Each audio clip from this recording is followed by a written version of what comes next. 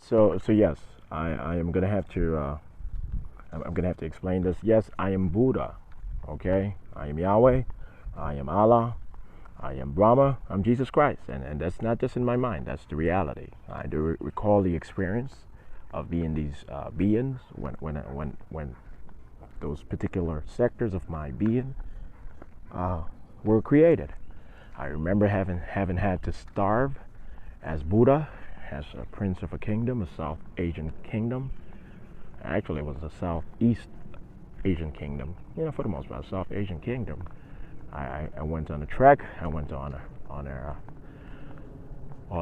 some sort of a trial, some sort of trial and tribulation, some sort of a rite, and I accepted it before entering into this world. It was after my life as Julius Caesar, after my life as Jesus Christ and Julius Caesar.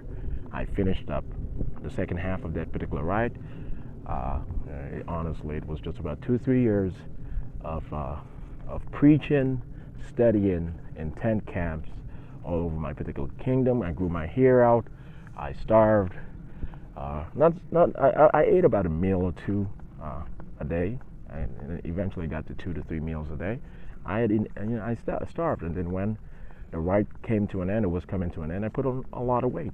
I put on a lot of weight to cover up the misery that I went through over those 2 or 3 years, just to cover up what I went through as Jesus Christ over a 15-year period, and the happiness I experienced as Jesus Christ in Nazareth, and the happiness I experienced as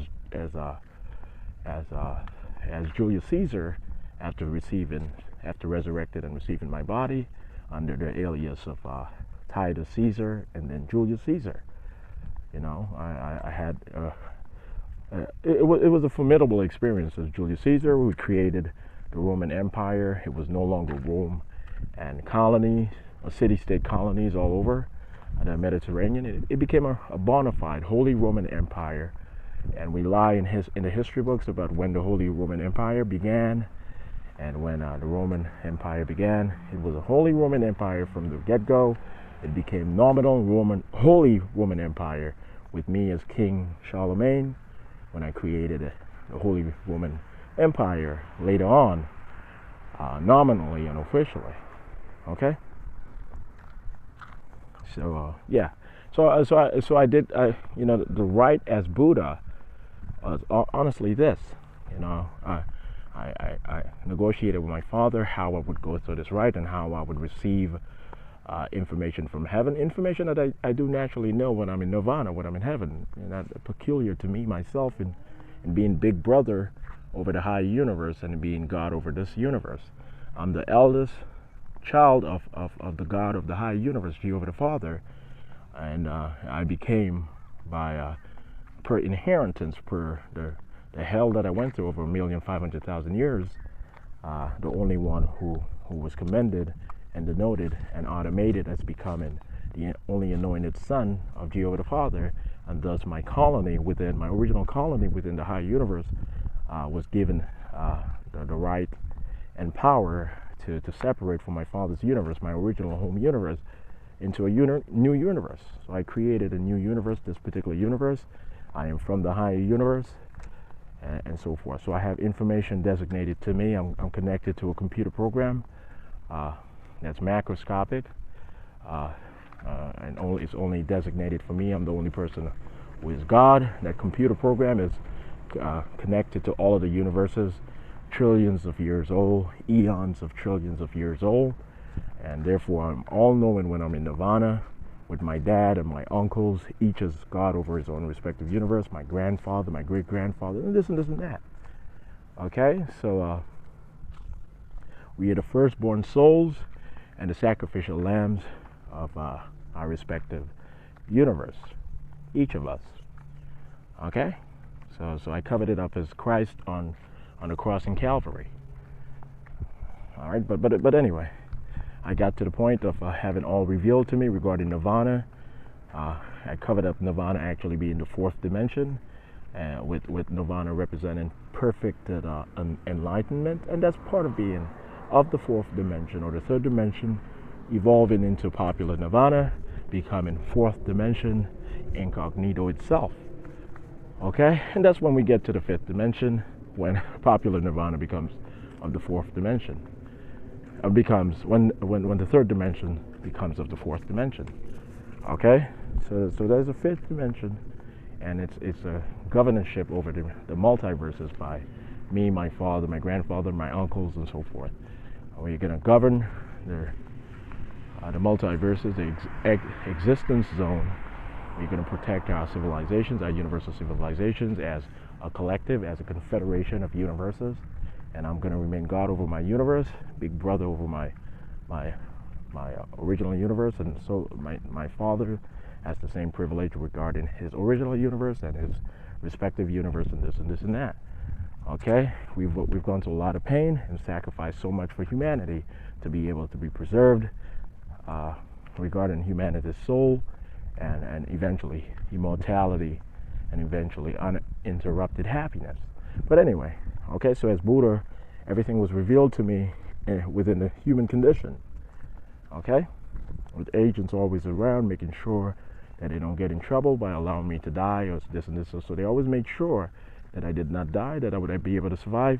And when the time was right, they were told, okay, he's not saying that he wants to be poor in this life. He's not here to sacrifice in that sort of way. He sacrificed for the sake of Asia as Buddha, and corresponding with his other manifestations as God.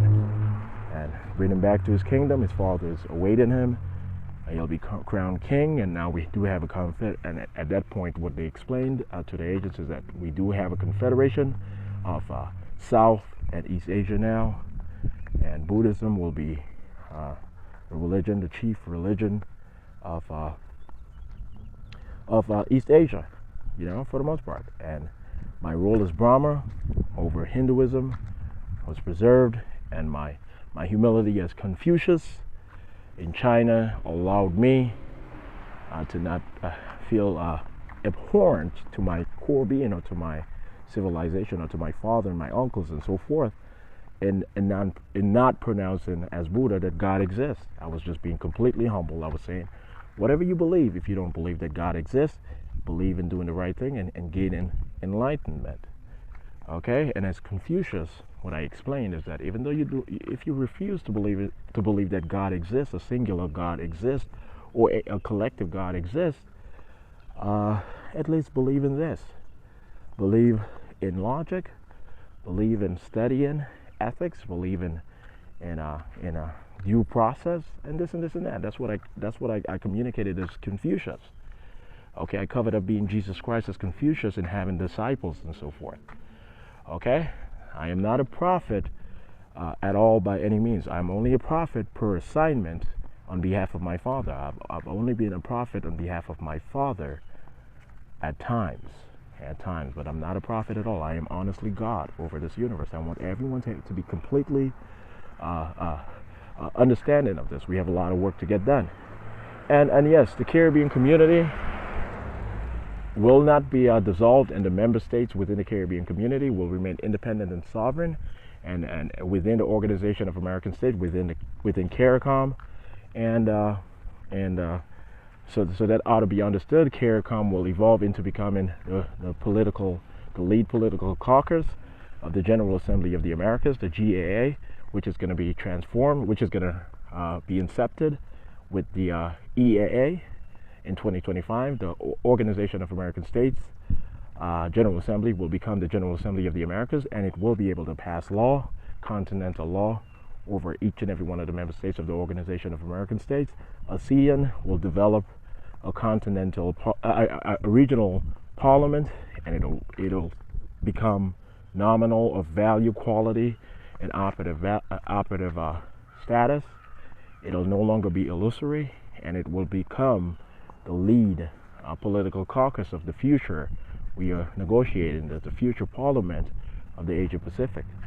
Okay, the parliament of the Asia Pacific is going to be a core and fundamental organ branch, naturally, of the future Union of Asia, of the Asia Pacific, or Asia Pacific Union.